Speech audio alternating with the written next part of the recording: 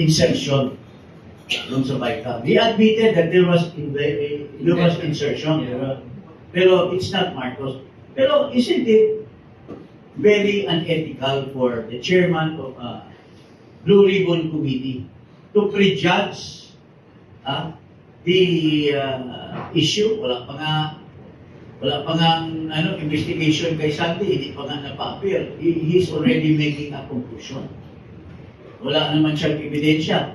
It's his word against Saldico. And Saldico is a part of the conspiracy. He has personal knowledge. Si Lacson, hearsay lang yung pinagdadalgal.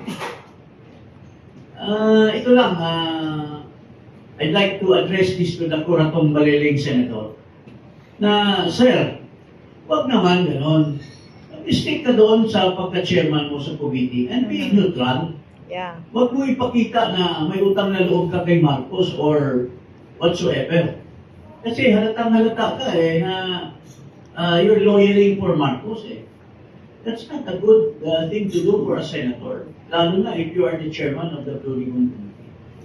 Pero pag nag-testify sila, tapos marinig mo, tapos ipiprejudge mo na yung testimony niya, anong mangyari dyan sa Blue Ribbon Committee investigation na yan?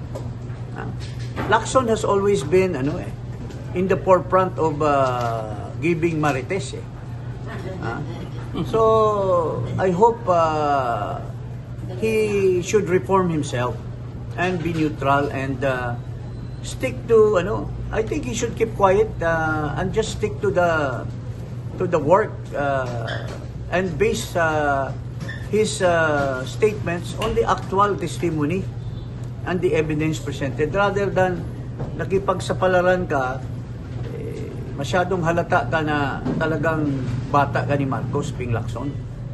So dapat po mag-resign na rin siya?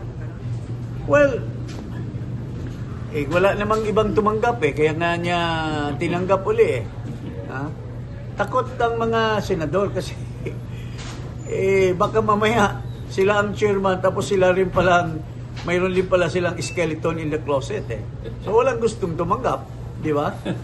Sir, may hamon kayo kanina kay Senator Lacson? Nay? May hamon kayo kanina kay Senator Lacson? Not necessarily face to face but in terms of retorting his statements, I'm willing to debate